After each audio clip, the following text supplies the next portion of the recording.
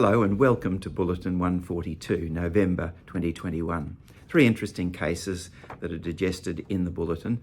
The first is State Trustees and Cooper.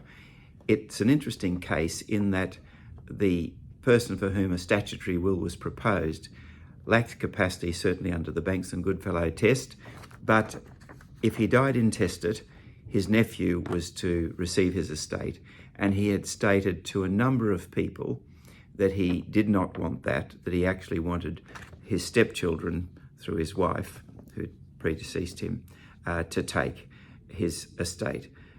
The people he'd spoken to were his solicitor, a general practitioner, case manager, and actually state trustees.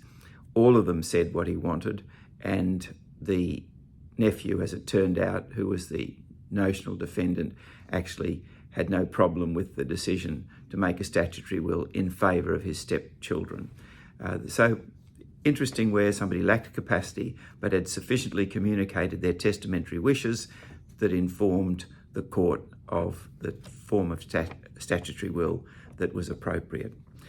The next case is a case of arguments about whether a note was an informal document. The classic case of whether it should be admitted to probate, whether in fact the effect of this note was to revoke the formal will of the person, which was made in 2014. This note that basically said, I've arranged for you to, I think it said something like this, that you are to get my house and all of its contents.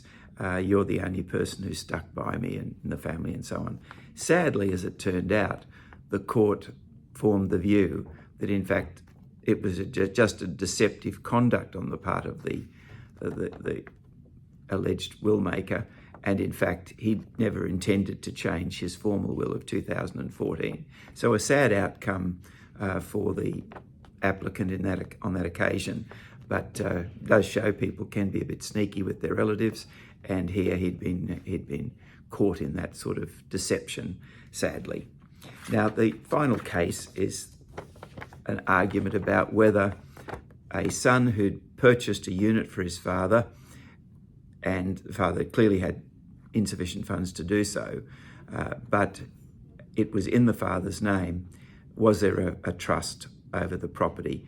If there wasn't, then the property went to his sister, and she alleged that would obviously be the situation that should be, and a trust deed that the original which couldn't be found, she alleged was a fraud or was a defective, as in a fraudulent document.